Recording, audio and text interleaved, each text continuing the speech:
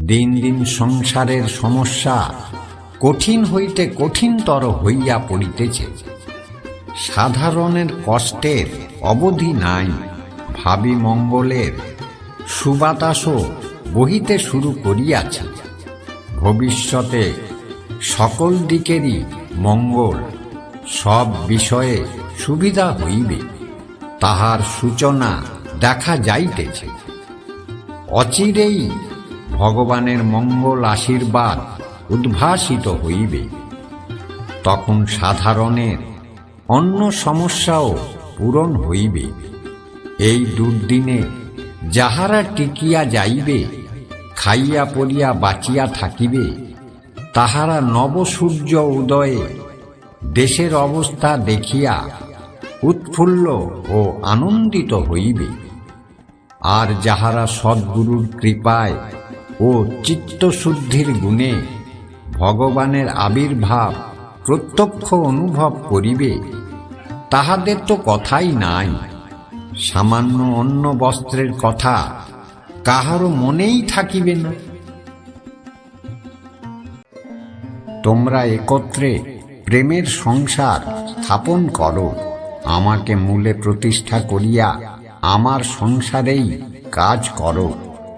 যেন মনে থাকে প্রত্যেক কার্য ঠাকুরের জন্য অনুষ্ঠিত হইতেছে।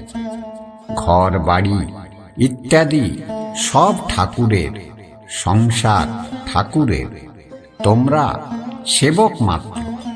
তোমাদের প্রত্যেক নিঃশ্বাস যেন ঠাকুরের উদ্দেশ্যে বহির্গত হয়। কোনো চিন্তা নাই। মায়াকে দূর করিয়া তাহার স্থানে প্রেমের প্রতিষ্ঠা করো। ঠাকুরের সংসারে মায়ার প্রবেশাধিকার নিষেধ। বৎস, তোমাদের আধ্যাত্ম জীবনের ভার আমি স্বেচ্ছায় গ্রহণ করিয়াছি। যদি বিন্দু মাত্র আমার প্রতি বিশ্বাস থাকে, তবে তোমাদের চিন্তা কি? তোমরা আধ্যাত্মিক কোনো কাজকর্ম না করিয়া হেসে খেলে বেড়াইলেও আমি নিয়ত তোমাদের মঙ্গল কামনা করিব এবং তোমরা আমার সমান গতি লাভ করিবে। ভয় কি বৎস? সময়ে সব পাইবে। তোমরা ব্রহ্মময়ীর ছেলে, এতদিন মোহনিদ্রায় ঘুমাইয়াছিলে।